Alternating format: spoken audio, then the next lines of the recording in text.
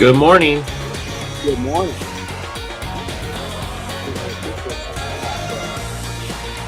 Sounds good. Cool rig in the background. Yep, that's really cool. Coming around. Good morning, everybody. Another 2 minutes, minute and a half. We'll start off, and I'm kind of excited about this one, Chris. Talking in the background.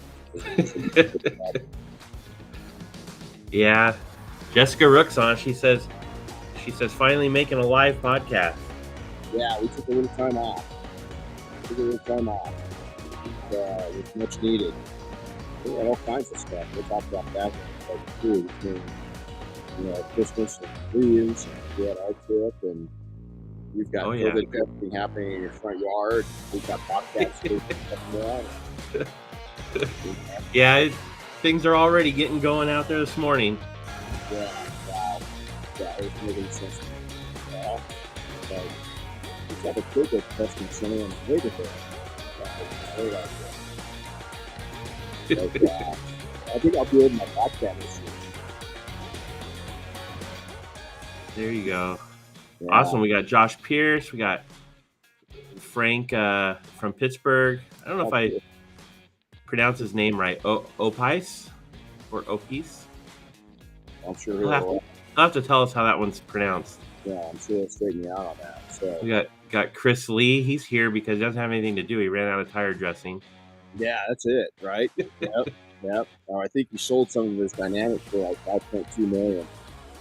Like that piece of art that Opus sold a few years ago. There you go. He paid $68 million. Jeez. I see my buddy Pete up in the Bay Area. How's that, bud? He does lots of motorcycles. Lots of motorcycles. Well, good morning, everybody at Renny Doyle Podcast, and Chris and I are back after a little hiatus over. A lot went on, so we'll talk about that here in a second. And is that an old Bronco? I see. Is that a Bronco? Yeah. So it's a little past the holiday, but I thought I'd wear this. So I ordered 2 shirts from these guys that were Christmas themed shirts. Yeah. This one is an old Bronco. Says "Let It Snow." It's got a tree on top. The other one's a 911 with a tree on top. Oh, there you go. But yeah, they didn't show up until after Christmas. COVID, right? You know what I miss? I miss seeing 911s with ski racks. When I was a kid, you used to see a lot of 911s, 912s up here in the ski towns with ski racks, and you don't see that anymore. I tell you what, you get me the 911, I'll buy the ski rack. Yeah, right. That it is. You used to see. I mean, it was pretty cool being in Germany. I was there. I've been there several times, but twice in the wintertime. And there are portions of Germany, Austria, and stuff like that where you do see it. Oh yeah. You'll see the guys with the Targa S4s heading up to go hit the runs. And they got winter tires on and they're going for it. So, there's the James Bond movie, the one that had the one movie On Her Majesty's Secret Service, I think it's what it's called. Anyway, they got a '69 Cougar in that one with skis on the back of it, and it was a convertible. Yeah. Oh, I don't remember that.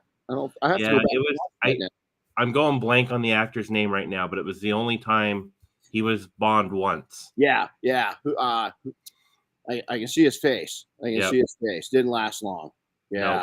Nope. That's so. Hey, it's good to be back, everybody, and we've had a lot of developments. Today is something that I'm really passionate about. The podcast, it means a lot to me, and it's WTF are you doing? And the reason why I want to take this is before we do that's warning.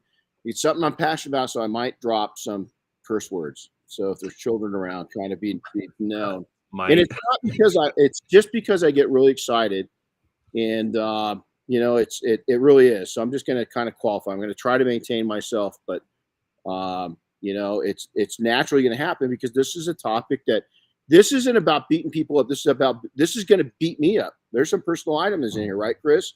That we've never talked about before that I'm going to share with you because I really feel, all these gurus out there. You know what the new trend is? Every New Year's, you got a new trend. And let's talk about things that pisses Renny off. There's all these trainings now. Most of them, we've been training. This is our 16th year of training. The only training that talks about business. Okay, see, I'm trying to restrain myself not to say bad words, naughty words.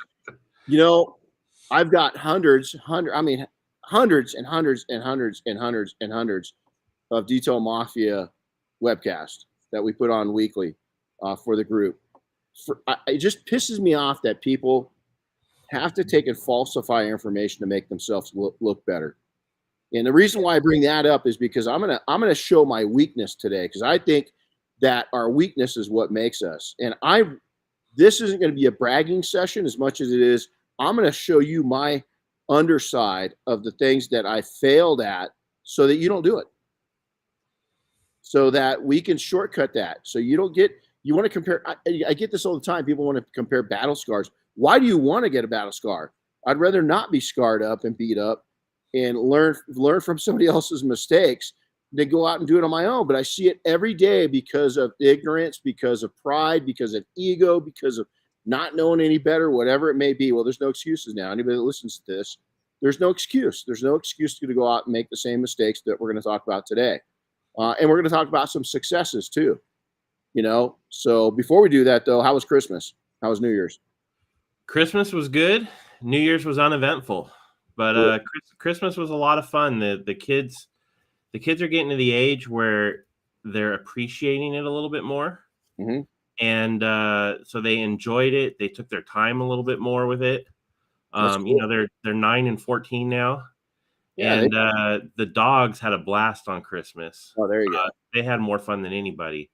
And it's pretty crazy how even they figured out that it was a special day.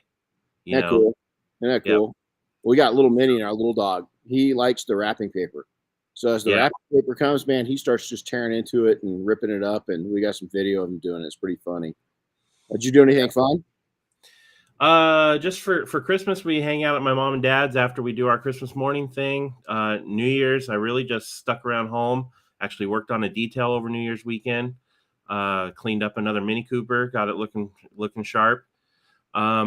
Great color. Yeah, and then I was just home a lot with everybody, and we got to run out and have lunch a couple days, that kind of stuff. But other than that, with everything going on in the world, I'd rather not be out in it, and not because I'm afraid of anything. It's because I don't want to deal with the people that are out there.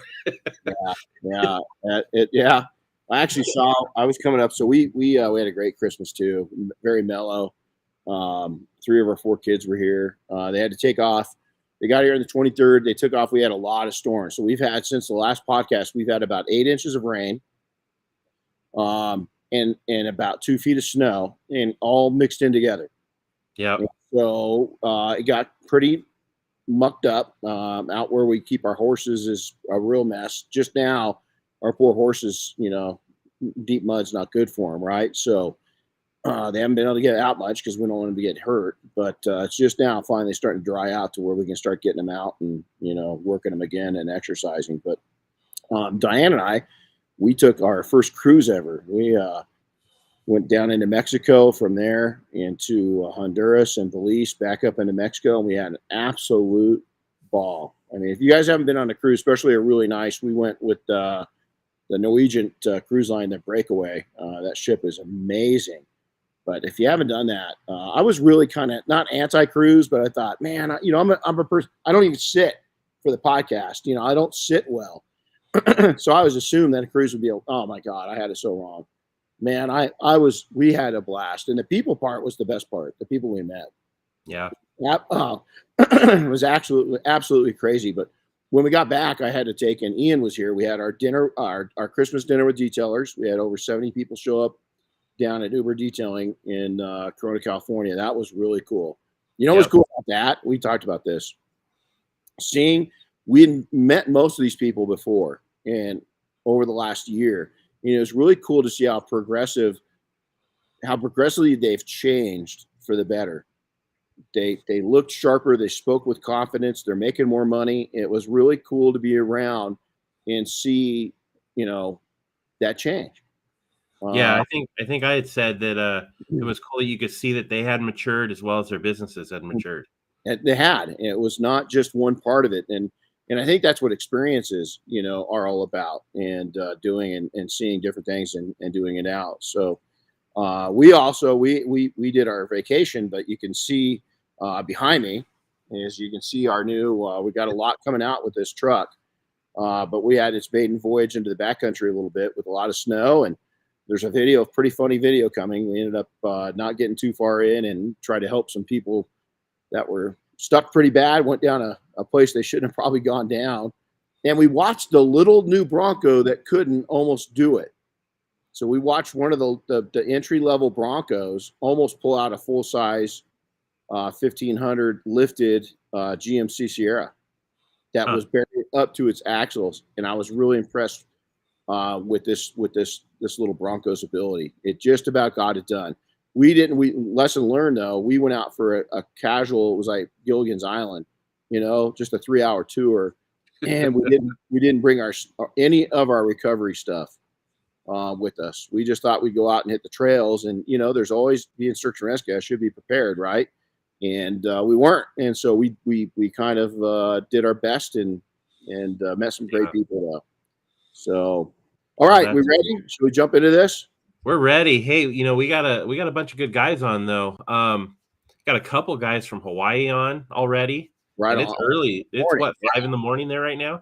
Good morning. Good morning. Maybe 6, and we got Dirk from Germany. Right on. Hey, Dirk, thanks for joining us. Well, hopefully we make it worth your time today. So let's talk about this. A lot of you're killing it. You're absolutely just in beast mode. You're a year into it, a 2-year into it, 5 years into it, 10 years into it, even 20 years, and you're killing it. But you also always got to ask yourself that, you're a badass profit maker, but are you doing enough? Are you doing it less with more? Are you still overworking to do it? And you've got to constantly improve. You've got to improve your lifestyle. So if you're a slayer, a giant slayer, and you're killing it, don't settle for that. That's one of the things that I've been really good at, is not settling for that. I've always improved. Matter of fact, we try to improve every single training that we perform. We try to, on the product side of things, we try to improve every product. We try to improve our experience, our delivery, everything about our businesses. We're constantly evaluating them and trying to move ahead. Don't ever stop doing that. Even if you're a slayer, don't do that. Now, a lot of those you're suffering is that you're new to it, you're struggling. That's okay. We're going to talk about that today, and facing some realities and what you can do to take and help yourself out. For now, don't think of what life is right now. Think of what life can and could be if you get your act together. And you're working hard, and I don't want to take and offend anybody. It's not that you don't have your act together. It's just that you're not quite there yet. And that's okay, because all of us, don't ever let anybody take and brag to you that, oh man, you're just a new person. You're just new in business. You're a new entrepreneur. You don't know what you're talking about. They were there too. And if they're talking like that, they're probably not telling the full truth, and they're probably either angry or broke or both. So be real careful who you're talking to. Now, I've been in your shoes, and I can tell you this: don't limit yourself, because it's one of the things that I've talked about a lot, is that we limit ourselves. So this podcast will empower many of you to realize what you can do. That 15 years ago, I was in your spot. There was a light went off 15 years ago, and it hasn't taken the entire 15 years to arrive, but it's taken 15 years to arrive where I'm at. That's really important, because enjoy the journey. Is that, I always tell people will tell you, that first year, is that the hardest year? No, it's kind of the honeymoon period, because you've got so many people that have never used you before, that they're buying into your company, you're buying into your services, and it's kind of easy that first year. You're going to find out if you're that good when you start raising your prices, and you can fill all of your available spots up for an entire week, 2, 3, 4 years in. Those are the tough times. That's why so many companies fail between that 4 and 7 year mark, and why very, very few make it to 10 years. And I'm going to tell you right now, they don't fail. Most businesses, in my opinion, don't fail because the business failed. They failed because the person running it did. Is the person running it, got burned out. Yep. And that's a big one, Chris. We know that, and people don't talk about it. I'm going to talk about it today, right now, and open up to some things. The other thing is that you're not progressive in your company. Is you don't raise your prices. You're not making enough profits to support a lifestyle. I just got a post from a gentleman. I won't mention his name, but he's like, I'm X years old, and I'm just, he moved to a new area and he restarted everything, and it is tough, but don't give up, man. And the first thing to realize is that I'm in a bad spot. So that's a lot of people they keep moving forward and taking and making things worse instead of stepping back and slowing the pace down. So this podcast will empower many of you and realize what I did some 15 years ago. But I'm going to tell you, you woke entrepreneurs, you're probably going to get pissed off. Simple as that. So if you're woke and you're this and you're that, and you don't want their feelings hurt, I'm sorry, I'm probably going to hurt your feelings right now. But it's going to be real. It's going to be real. And so the best way you're going to learn from me or others that have built wealth is by us telling you how we did it, but more importantly, how we screwed up. Is most won't tell you the truth, the low points and the ugly side of the climb. They'll tell you they're going to fill their whole story with unicorn and rainbows. Everything's going to be unicorn and rainbows. And they're not going to tell you the bad side of it. And I feel that we need to tell you the bad side, because let me tell you right now, the dirty truths are going to save you from battle scars. And I see 90%, we've been in a lot of industries, 90% of small businesses are where I was 25 years ago, in an ugly spot. I was making money, but I was working. I didn't have a life. And at some point, I read all this, I get all this. At some point, you're going to take and wake up and go, shit, I have no life. I haven't made enough money. I haven't been able to acquire the things I need to acquire. My friends have moved ahead of me. I'm way behind, and I'm unhappy as hell. Why? Because I've had small sections where I allowed myself to get in that stupid spot. And so here, let's go over it. Let's go over what my life F-ups. See, I'm doing good. You are doing good. I'm doing good. Is that 3 times, I want you to hear this, 3 times in my life, I've become a millionaire. 2 times of those 3 times, I became not a millionaire. Is I lost a lot. Now, I didn't lose everything, but I lost a lot of money that took me out of that classification. The first time I did it, I was very young. So what caused me? Where would I be had I not done that? Well, those failures were successes, because A, I'm here talking about it right now. B, it sucked when I went through it. I mean, it sucked. The biggest thing it hurt was my pride, my ego. That's the biggest thing that it hurt, especially the second time, because it was in 2008 when we a lot of it, we couldn't be controlled. But I let it get to me, and it was stupid. Here's what happened 3 times. A risk it all attitude. Is that so many times that the risk it all attitude, I didn't have to risk it all. I only had to risk some of it. But yet I went out and I stupidly took and went to the next venture and put everything I'd worked up to and pushed myself forward with on the line for it. And it's like, I didn't have to do that. But yet I see this every single day, that people are doing exactly that. Is that they're risk it all. It's like going to Vegas and betting everything and not being able to take and stop. And the next thing you know is you've tapped out your credit cards, your bank account's empty. You go down and you sell your watch at what's that shop in Vegas with the show. Rick, looks like me. Pawn Stars. Pawn Stars, man. You go down to Rick and sell your watch for pennies on the dollar. Is that you risked it all, and you don't need to do that. It's stupidity. And I'm going to tell you what it is. A lot of time, it's a lack of knowledge and a lack of self-control, and it's a poor. I can almost guarantee you, people that do that either A, grew up poor like I did with not much, or B, they grew up the opposite where things were easy. I don't see the middle class guys and gals that kind of grew up watching their parents make money but struggle with money doing it near as much. It's the person that has a poor person's attitude or the person that didn't have to work for it as hard that usually screws that up. So now that's the other one. The next one is a poor person's reasoning. What does a poor person's reasoning mean? Is a poor person's reasoning is where I came from. Is I didn't know how to manage money. I didn't know how important money was. I didn't understand what I had. I didn't understand that all this hard work that I just did could disappear in a heartbeat. I thought, hey man, I'm doing good. I'm going to keep doing this. I got the golden, the Midas touch. Almost anything I'm going to touch is going to turn to gold. No, some of the shit I touched turned to crap real quick. And I lost a lot of money because of it.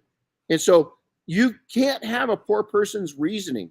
You've got to get out of that mindset. Now, the other one is, this is a big one. I didn't think I deserved to keep it. Now, I hear you talk about this one a lot.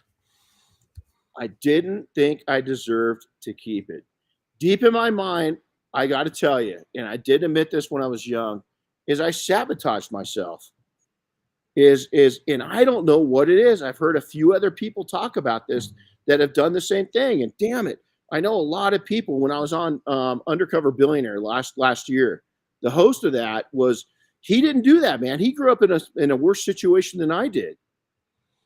Yet he didn't. I don't think he sabotaged himself. I don't know why.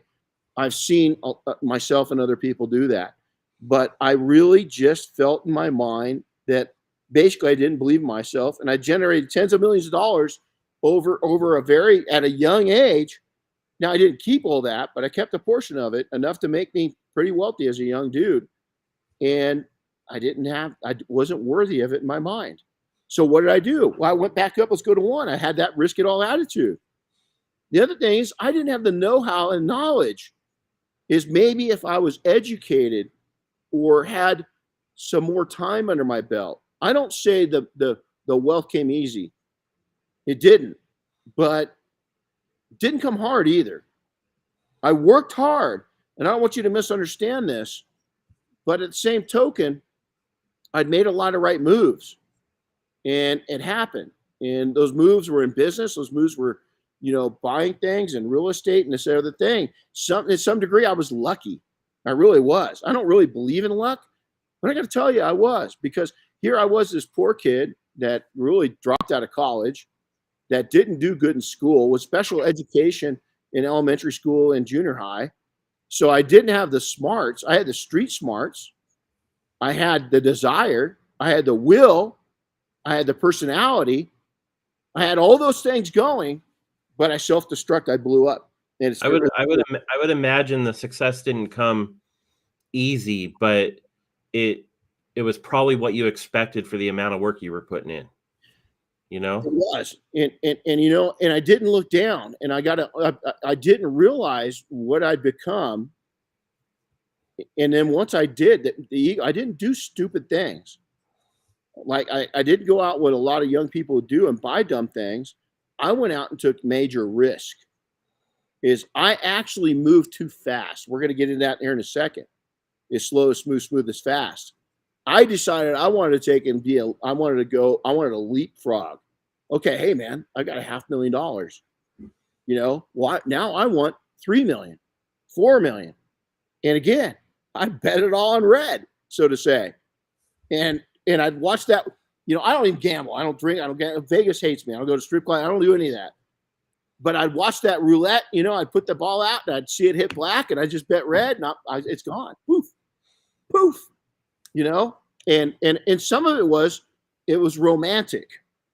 It was cool feeling, and it wasn't that I even felt that I was a big shot. I was doing so many cool things. I was already in search and rescue big time. I was doing that. I had a lot of interest going, cars, everything else. But I actually did live within my means. That wasn't what got me. What got me was the risk it all attitude, along with a poor person's perspective, and then also not having the street smarts or the street credit yet to go out and make those big decisions. I think people saw me coming, and they nailed me. I think they saw me coming and they nailed me. They're older and wiser, and I was being something I wasn't quite ready to be. What would have happened? What if? I hate what ifs. What would have happened if I would have just kept that money and kept moving at a slower pace? Smooth and slow, starting up just like I did in the future, starting up small businesses I loved. There's the difference. Small businesses I loved, I had an interest in, and would have kept that money. Could you imagine if I would have listened to my mentors? People around me were telling me, don't do that.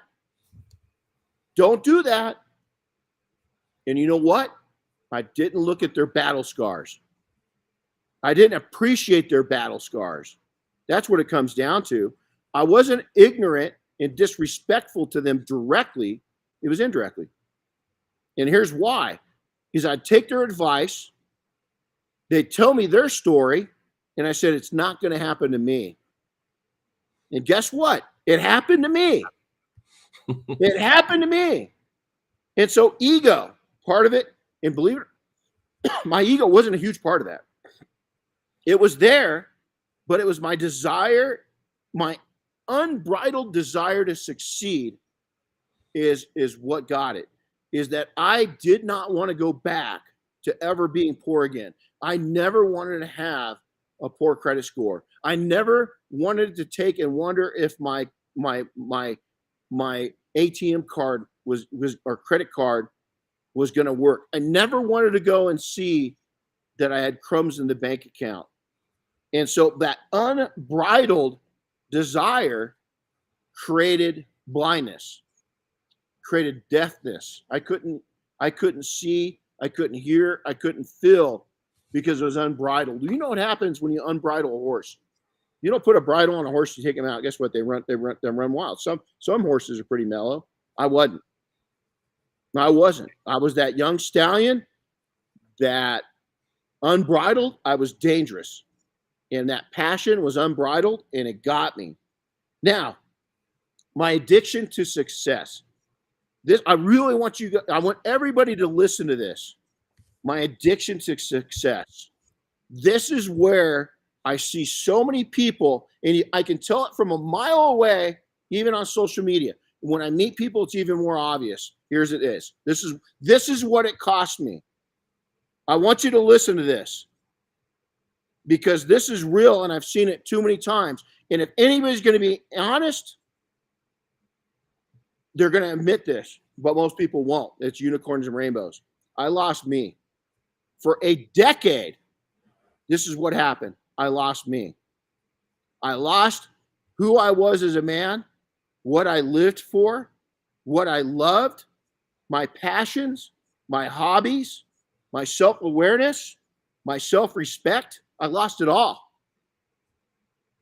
Lost it all because I did stupid shit. Because I went too fast. Because I thought that I knew what I was doing and I didn't. I wasn't listening. I had a golden opportunity. It was right there. But I got all worked up in this unbridled passion for success, and I lost me. I lost vision for my marriage. I didn't lose my marriage. Thank God. Thank God I didn't. I could have a couple times.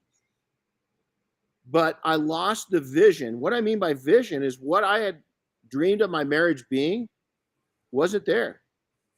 I lost vision for my own children.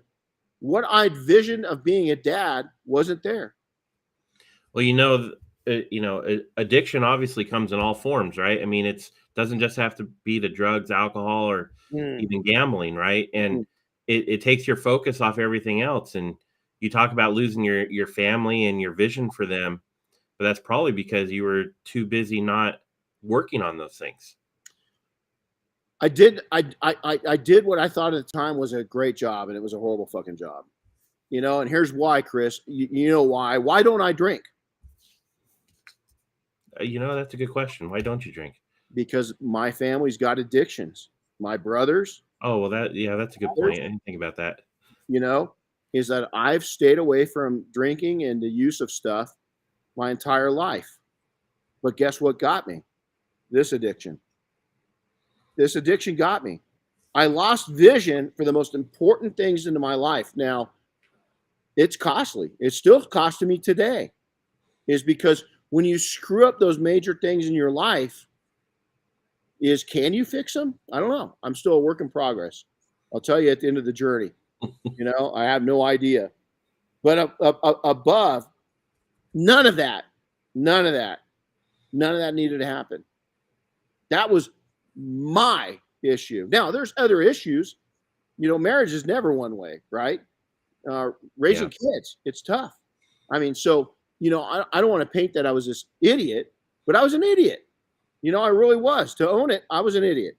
There's a lot of contributing factors, but I will put that back on my shoulders, because had I been in a better place in my mind, I started to resent me because I gave up and I put myself into a corner by developing all the success. Now, I'm going to qualify this too. I'm a blue collar success. My businesses were service businesses and my businesses were hand-on businesses. Maybe other people out there, men and women, have been able to create that and keep all those things in check. In mine, they're very demanding businesses, and I didn't. And that's a weakness of mine. But here's the problem, is that I'm pretty good at what I do. I'm pretty good at business. I'm pretty good at managing relationships. I'm pretty good at envisioning things. Not everybody's there. And I was not. It talks about this. We'll get a hold of it right now. I'm not a born entrepreneur. Now, there's aspects that I developed, especially after I was put into special ed, is that I had to develop my personality. A, I grew up in a rough area. B, being special ed and growing up in a rough area wasn't easy. So I had to take and negotiate my way through. I was getting sick and tired of getting beat up. So I started pumping a little iron. I started learning to fight. I started going to fight clubs. I started doing, martial arts. But mostly, what I developed was my mind and my mouth and my people skills. And it kept me out of trouble.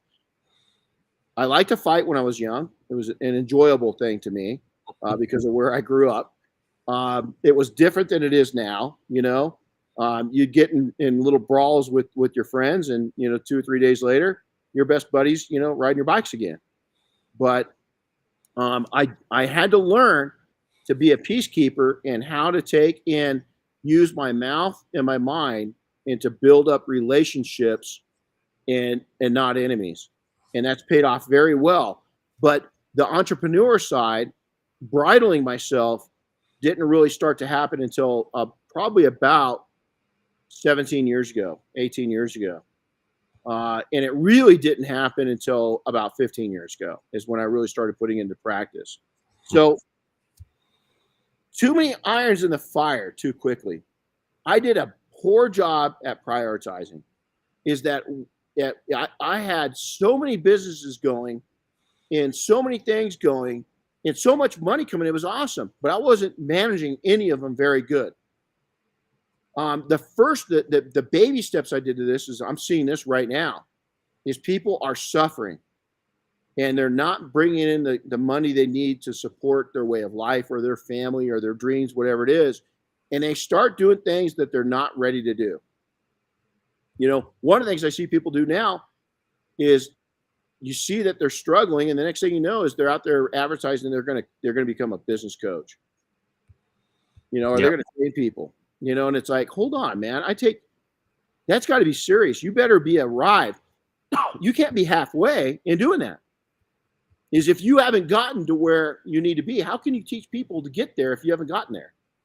And so, but I understand the desperate situation that people put themselves into, because remember those 3 times those 2 times I've lost it. I've lost that a good chunk of I had to go back and figure things out. But the difference was I slowed my pace way down. Now, this one challenge, number 4, I want to share with you. This one paid off, but the workload was intense. Okay, so I want to qualify this one. This one paid off, but my addiction to success, again, this one almost cost me, is we started 4 different businesses in 3 different industries at multiple locations within 3 years. Yeah, that sounds like a problem. And so what happened is the good news is I learned staff management really quick. We had probably 36 direct, but we probably had about 50 people somewhere right there, underneath my leadership, and that was a lot for a short period of time. I really learned financials. I learned staff management. I learned for the first time in my life how it was to run companies with millions of dollars coming in the front door each year. That was exciting, and also the most stressful thing I've ever done in my life. Matter of fact, the trigger points for that of me getting stressed out still come from that one thing right there. Because I learned very early on, I'm a gunslinger. I'm good at bringing money in. I'm not good. I don't overspend crazy. And you see how we budget out. We've got equipment over here. I'm pretty slow roll. I don't just do everything at once. We kind of pace ourselves out. I've always been that way. But the thing that was bothering me was the taxes, the payroll, the workers' comp, all the things that come around, I wasn't necessarily good at. And because we'd spread ourselves out so thin, we didn't necessarily have the right people in those positions to do those things. So it kept falling back onto me, which created more stress, which go back up the vision for myself, the vision for my marriage, the vision for my kids. That's what suffered from doing all those things. Now, I learned also, this is not going to make sense, how to not run a business. Is because I had so many things going at one time that were actually popping off and very successful. But right then and there, I learned, Jesus, if I would concentrate on this one thing, do you know how big it could be? But it wasn't reaching its full potential because I had 3 other things to concentrate on. And that one thing that was really, really exploding, I couldn't put the effort into it. There was too many things going on. Now, the other thing I learned from that was how to destroy your lifestyle and your life vision is by getting that, I hate to say it, by getting that successful, in a word I hate, busy, so quickly, is that the lifestyle that I built up throughout my 20s was destroyed. Destroyed. It's like you took a naval ship out, this well-designed naval ship that took 10 years to build, and 15 or 10 years to design and 15 years to build, aka my early life. You take it out to sea and you just run it into something on purpose. I might as well have done that, because I took this great life and this great lifestyle and this great attitude, and I took it out full speed and just ran it straight into the freaking ground and sunk it. So, too many irons in the fire, right? Like you said, you got me thinking about just my own situation, and not business related, but man, I got that old Cougar sitting out there. I got that Bug sitting out there. I got a couple Mini Coopers. Yeah. And you know what? There's too many of them. They're all getting neglected a little bit. I know the feeling. It's the same reason. It's simple. It's a good analogy, right? It's the same thing. It's exactly it. And so, all those things, I'm being honest right now. I'm really opening up to you guys. So if you want to compare battle scars to me, go ahead. Let's compare them. But my point is, why? What I just said right there, can't you learn something? Now, we're going to go through. I've got some takeaways for you. But can't you go through and learn from what I'm saying? And if you think you're above this, good for you. Maybe you've got that college degree. I've got 2 of them now. I didn't. I dropped out. I went back. I went back. But if you think you're smarter and do it, there's people that are. I'm telling you right now, there are people that are smarter that have been able to figure this out. I wasn't one of them. And I think the majority of us that just haven't put ourselves in those positions, I've met guys that slow rolled this and are doing it, and gals that are doing it the right way. But the other token is, a lot of them, I've got one person I'm thinking of, is, when you speak to this person, is that the projection they're giving online is one thing, and it's awesome. Actually, the projection they give is very truthful. But what they're doing is they've really minimalized their workload. But the problem is with minimalizing their workload is that they're not charging enough to justify building a life up that's going to have meaning, and you can invest and you can buy a home, you can buy real estate. At some point, this young person that's got this great lifestyle and this great little business is going to want a little more out of life. Maybe not. Maybe it's a generational thing to where they're going to be. But I think you're going to nest at one point. You're going to want home. You're going to see that even while you're working a mellow life, or what if competition comes in and starts doing some damage to you? That's always possible. You know, at the very least, you're going to want to slow down a little bit and not have your income suffer. Yeah. And again, if you've built this great lifestyle business, but you're not charging enough, that's going to be a problem, because your customers, you've got to charge enough. You've got to charge enough. So here's what I could do is I watch you and I got to ask, what are you doing? I see all the classic mistakes daily, every single day at alarming numbers. Matter of fact, it's gotten worse. Everything I just mentioned, I can almost predict if a person's going to go down that road. You can't get to them, though. Most people just will not talk about it, will not own it, will not admit it, because they're lying to themselves. Simple as that. I did it. I know it, man. I can spot it. It's like somebody that's recovering from addiction. Is that I'll be talking to them. They'll say, "Oh yeah, man, that person right there, bam, this is the problems." Sure enough, you learn, hours, days, weeks, months, years later, that was an absolute issue. I can see it from a mile away. Now, let me share this. I built a blue-collar empire. Not a big one, but it's an empire. It's not just one business, but a collection of successful businesses. So if you think that, oh man, this guy doesn't know what he's talking about, I'm going to challenge you to that. What have you built? What have you built? Because I'm telling you right now, you're going to damage yourself if you're not careful. The first two started, and this is really important. I started my first two businesses, but poor. I mean, but poor. Now, the first one I started, I ended up doing really good on it. The second one I started, I did really good on it. But here was my stupid mindset. I thought, you know what? I'm going to go for this because I'm already broke. What do I have to lose? And again, remember, go back to that first thing, is that self-destruction thing. Is that, yeah, I wasn't greedy. I got great money out of those companies. But if I wouldn't have that risk it all attitude, I could have owned those companies still. They could have been producing for me now. As I had bigger, better always in my mind, and I was going to risk everything that I got out of selling this one for that one. Now I'd invest, but what I didn't understand back then was, yeah, I invested in a home. But that next deal that I jumped into, where I risked it all, I actually risked losing that home. Yeah. I could have done it. I could have lost it. That happened a couple times. And so you can't have this, oh, I'm broke already, attitude. I'm going to go for it. Now in the first beginning, yeah, go for it. If you're broke, you got to go. You got to go, and you got to go hard. At that point, your fall is afoot. It's like falling off of it's like falling off the floor. You're not going to hurt yourself leaning over and laying down on the floor. But as you start having even a little bit of success, you got to be able to take and start having a kind of a loss prevention attitude to where, okay, I got to protect this because I've worked hard to get this. I don't need to risk this back here. I'm going to move ahead, but I don't need to risk it. I was not a gifted entrepreneur.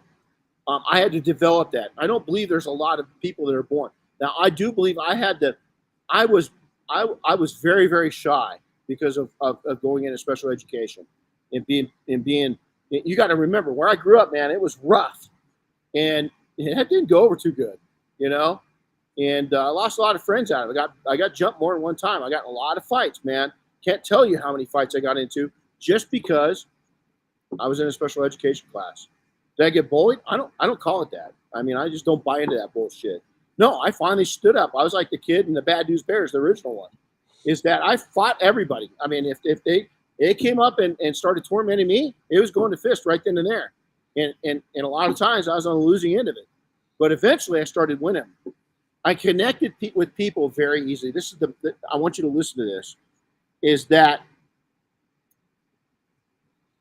I was broke when I started these businesses. So broke allowed me to take bigger risks with shallow falls. But as I started succeeding, I started realizing I really liked people.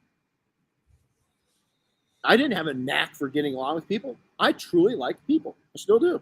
Love people. Love people. And I love hearing people's stories. I love sharing stories with people. I like hearing their family stories, their heritage. I like hearing what they do. That inquisitive mind got me a lot of places. And that helped me develop into the entrepreneur I am today. Was that one fact of taking and learning about people and then sharing with people. Also, everything that I've ever sold, I believed in. And I remember when I was a young man and I bought a piece of property and I had a payment due. And I was giving a proposal for a project, and it wasn't the right project. But here I owed a kind of a balloon payment on a piece of real estate, right? And I remember walking the project going, man, this is not going to turn out well, and this isn't the right solution for them. But I needed that balloon payment. So I'm sitting out there, I'm writing out the proposal. I called the guy back and I said, I'd like to come down and sit with you in person and explain this. And he goes, okay, come on down. So I walked in and I said, you don't need to be doing this. He goes, what? I said, this is the reasons why.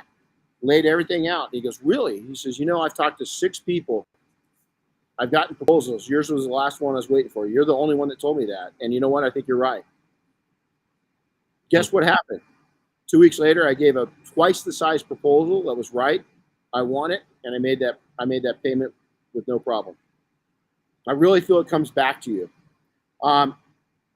As I look back now, actually, my minimized success slowed my road to being a blue-collar millionaire. What I mean by that is that when I kept taking these risks, and when my poor attitude and my instead of getting a part-time job and paying the bills and building my reputation up the right way, sometimes my desperation cost me more than it rewarded me. As I look back at my entire journey of being an entrepreneur for 30 plus years, is I want to repeat that, is my desperation and me forcing a sale now and again. Didn't happen a lot, but when I did those, I think it actually set me back. I really do. I don't think it propelled me. I think it set me back. Now, takeaway time. Before we do that, pay the bills. P&S, Double Black, 61 years this year. It's been amazing being involved with the Phillips family, our whole Double Black team. Chris, you're a big part of that. We want to thank them, man. Nothing happens. I talked to Bob Phillips, the owner, the CEO of P&S, just moments before I come on. And I got to tell you, it's just, they're a magical company. And we couldn't do this without them. So here's the takeaways. We ready for this, buddy? Starving artist. Ready. You should only starve for a short time. I hear this all the time, that people are building up their reputation, your talents, you're paying your dues. The fact is that you need to take and start turning a profit as soon as you can. You can't survive off of survivalist coins in your pocket. You got to put dollars in your pocket. And a lot of people romance that. And I see it, the grind, 60 hours, 70 hours, 80 hours. Listen, we have a 60-hour work week coming up next week. We host a 5-day training, hardcore training, dedicated. Yep. I'm going to tell you right now, skill sets, badass. That 5 days, you're going to learn amazing skills. We're going to share skills with those individuals next week. Unbelievable. That's the foundation for them. They're going to have to go learn from there. The foundation we lay, the true foundation, is what they're going to learn business-wise, and the support we're going to give them for the next 100 years to build up a net worth and a life worth living. So the takeaways: smooth is fast. Slow, smooth is fast. Too fast. Right now, the crowd, everybody wants overnight success. Everybody wants it right now. Now, listen, you can have success. You can pay your bills while you're building a foundation for your company. But if you build a shitty foundation, that thing's going to crumble. It might take 10 years to crumble, but I can guarantee you this. I got friends that do this. They look back at those 10 years as a total waste. Because after they were done blowing smoke up their own ass, they had to go get a job they hated. I've never had to do that. I've never had to look back. I've never had to look back and say, holy shit, that decade was a complete waste. Thank God. I've looked back, even the decade that I had that I kind of blew it. I didn't kind of blow it, I blew it. I still had a lot of happy times. I still had a lot of things that went on. I still lived a life. I bought houses. I did this. I watched kids grow. I enjoyed time with my wife. time with my grandma, time with my mom. All these different things kept going on. But in the background, I sure wasn't as happy as I should have been. Sure, not as happy as I could have been had I mixed some of those obstacles and done some of these things. So, wealth over time while enjoying life. Slow it down. It's going to happen for you. But if you go too fast, you're going to screw it up. I'm telling you right now. Now, on the same token, I see procrastination all the time. Man, should I do this? Man, should I? God, pull the trigger. If you're listening to this in your new business and you're thinking about expanding or going full time, listen, have 6 to 12 months in the bank. Can you pay your bills? Do you have enough savings put away to pay all of your bills, your home bills, your life bills, and your business bills for 6 months, preferred 12 months? If you do, go for it. April 2nd is my launch date. Every time that we've started any business, we've always launched it. The big launch date was the 1st of April. But we've had 4 companies launch on the 2nd of April. I don't know why. It just happened. You mentioned, having the 6 to 12 months of savings. What a great way to set a goal, right? If you're on the fence, if you're in this industry, you're part-time, you still got a 9-to-5 job or whatever it is, and you're not sure when you should leave, set that goal. As soon as you have that 6 to 12 months, if you still want to pursue this, then when that's in place, that's when it's okay to leave and take that jump. No, it's exactly it. And that might not be the answer that you want to hear. That might not be what you want to do. But I'm telling you that having that nest egg is going to be a game changer for you. The other thing to realize is that if business isn't building up as quickly as you think, and you start using that nest egg and you're using it to support your business, you need to go back to getting at least a part-time job until your business is built up enough. That's really important. And so I had a situation. I didn't need to work. I worked as a ski instructor for 3 seasons during the wintertime. The season 2 and season 3 killed me, man. I should have been doing it. But I wanted to make sure my companies and my family were on stable ground before I pulled that trigger. So 5-2 building system. Chris hasn't even heard this yet. 5 days to build your business. 5 days a week is plenty. 2 days a week to build your lifestyle. Look at the difference. This overpowers this. But yet, a lot of you are taking and you're doing this with business is you're going 5 + 1 or all 7 days. 100% of your life is committed to building a business. That's bullshit. Here's why. Here's why I understand. I've been there. In all my business startups, we did not work Sundays. Quick as I could, I stopped working Saturdays. Our staff didn't like working 6 days a week. I didn't like working 6 days a week. If you're working 6 or 7 days a week, I can tell you a surefire way of stop doing that. You're not charging enough. Straight up. Paul Frasco was on our webinar with the Detail Mafia last night, and he said one of the things he implemented after he trained with you 5 years ago was making sure that they only worked 5 days a week. Yep. And he says it was the best thing he's done. Here's why. And anybody worth 2 cents that's an entrepreneur that's successful is going to tell you the same thing. Is you can work your ass off. I don't give a shit if you work 60. I have a 60-hour plus work week next week, but it's in 5 days. Okay. And the rest of the week we manage. We still work over the Christmas break. I was constantly. I know Chris was his nose was in the emails constantly. Even on my trip, I was checking into things. But here's the deal. Here's the 2-1. Work. I hear this all the time. My work is my life, man. I'm going to tell you right now. Face death and see what you still say. I'm going to tell you that right now. I want to see you not sure if you're going to live. I want to, just like I have with people, is I've watched people that have said that same bullshit, and they've when I've said this before. When I get to you, it's a bad day. It's a bad day for you. It's a bad day for me. It's a bad day for your family. But I'm going to tell you right now, you go face death firsthand and come out of that and tell me that work is the only life you want. Because I can tell you right now, 100% of the people that made it, that lived, is that I saw, witnessed, was told, felt, and lived their change. Is because we were there when they damn near died. And maybe somebody else in their party did die. And you want to tell me that bullshit, you go out and nearly die and tell me what you're going to do. 5 days a week to build an empire, 2 days a week to build an enjoyable life.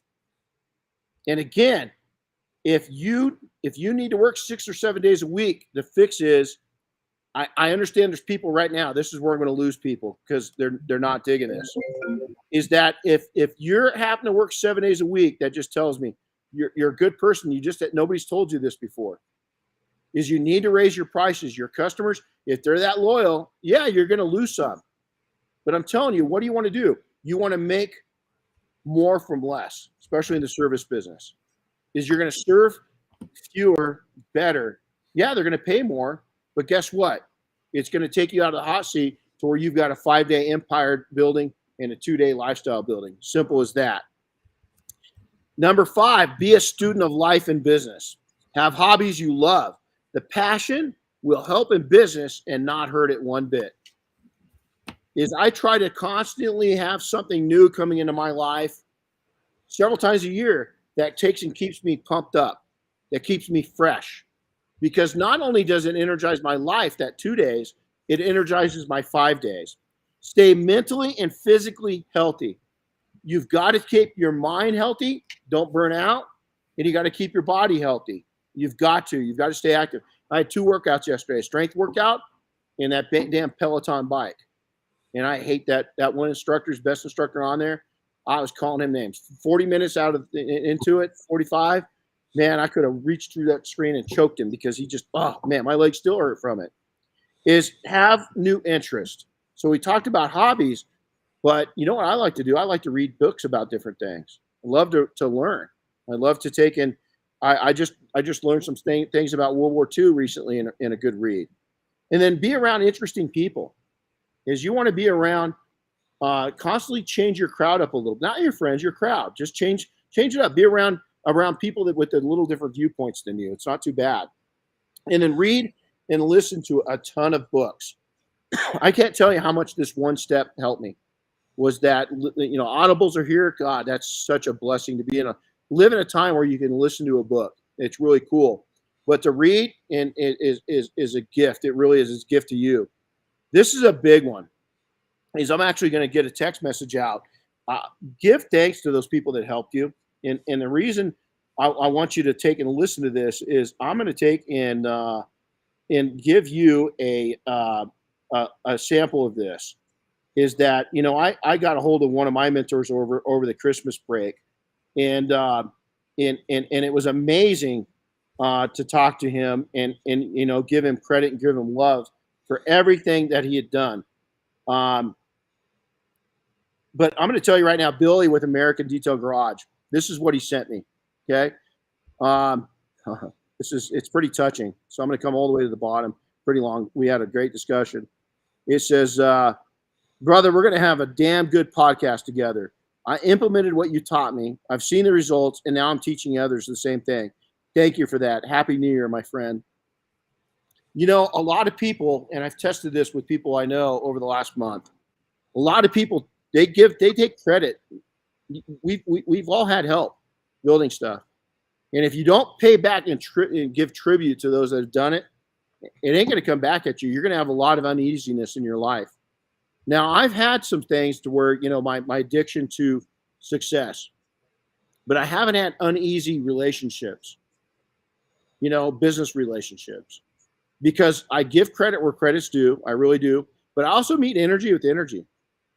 And what I mean by that is that if you've become unthankful, ungrateful, mean-spirited, or angry, I don't have a lot of room for it.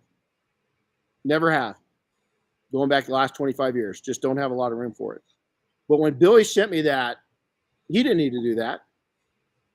I mean, he's an up-and-coming star in this industry. And to get that message, I got to tell you, it made my day.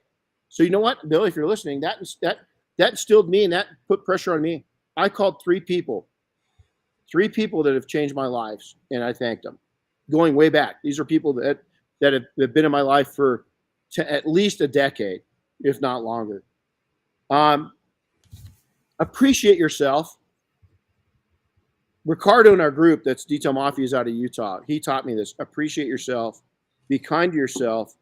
Set boundaries for yourself and don't budge. is that when you set that boundary, if you're going to work the 5-2 and you're going to work 5 days a week on your empire, 2 days a week on your lifestyle, and people try to take and interfere with that, hey, listen, every once in a while it happens. We're going to be at Mobile Tech. We got to work weekends. We got a week-long trip to Florida. We're just back to back to back. It's going to happen every once in a while. Just don't make it the regular part of your life. That's the biggest difference. And then lastly, I'm gonna leave you with this. This comes from a young man, Ricardo. And we had a big event here. We had over 90 entrepreneurs here in our shop in November. And this young man came up to me and he asked me several questions. And the question that I took the most out of is he says, Renny, do you love yourself? And how sad is it that I had to stop and think? Do I love myself? Ask yourself that question today. I've asked myself that question every single day since Ricardo asked me that question. And here's what it's done. It's allowed me to set those boundaries with others of what they expect of me. It's allowed me to set boundaries with myself. It's allowed me to be kind to myself and therefore be kinder to other people. It's allowed me to appreciate myself while appreciating others. And every day I wake up and say, Renny, make sure to love yourself today. Give yourself the gift. Whatever that gift is exercise, reading, going out and spending time with, our daughter, telling my daughter how much I love her, telling Diane, going up and touching Diane. She's really, you can just see her smile when I just a simple touch and kiss on the head. And loving on my dogs, my horses, all that stuff. But ask yourself this right now, as you're watching this. Do you truly love yourself? Are you treating yourself like you love yourself? That's a big one. So, hey, I've really enjoyed this podcast. I hope that you've enjoyed the podcast and the video. If you've done it, please make a comment, share it. We'd love to have you share it. And then make sure to subscribe, follow us. Most importantly, reach out directly. We love to take in, Chris, you want to give them your email real quick? Oh, yeah. It's chris@detailingsuccess.com. And mine's Renny, RENNY, @detailingsuccess.com. Yep. We love to hear from you guys. But yeah, like Renny said, if you enjoy these, if you like having them, we like doing them. I know Renny really likes doing them. That's why, I let him do them. But just share them. We'd love for you guys to share the podcast, share the posts that announce them, whatever it is. Spread the word. I think it's good. I think it's awesome when people can get little bits of knowledge and information from all sorts of different sources in the industry. And this is just another one of those. That's it. So you're going to see a little bit change up in the, we're going to go back to pre-COVID dreams, visions, planning, and execution of our podcast. Our podcast was really going to go after all small business, and we're bringing in a host of different guests to talk about small business, their ventures, in a lot of in unnumbered industries, restaurants, insurance, chiropractors, all these different things of people that have been able to do the 5-2 principle of building 5 days a week an empire, 2 days a week of building a life. Matter of fact, one of my friends I reached out to and he's agreed to come in. He owns a successful small business, and he says, mine's kind of been the opposite. Is that I've gotten into, he's at an age to where he's going to start thinking about retirement, and he's gone to a 3-4, is 3 days of building his empire because his empire is built. He's just maintaining it now, and 4 days of enjoyment. Yeah. How cool is that? But his income hasn't changed a whole lot. He's just figured out business a little better. So we want to bring on those type of guests in the future. So you're going to start seeing some of that happen. Well, that's another good point. If any of you guys, if there's somebody you would like us to have on, whether it's in the industry or outside the industry, let us know. Make an introduction for us. Yeah. And we'll work on that. Yeah. If anybody knows Grant Cardone, I'd love to have him on. If you've got a connection with him, that'd be great. Hey, go out and have a lovely day, everybody. Thanks for watching. We really appreciate it. Chris, we'll talk to you here shortly.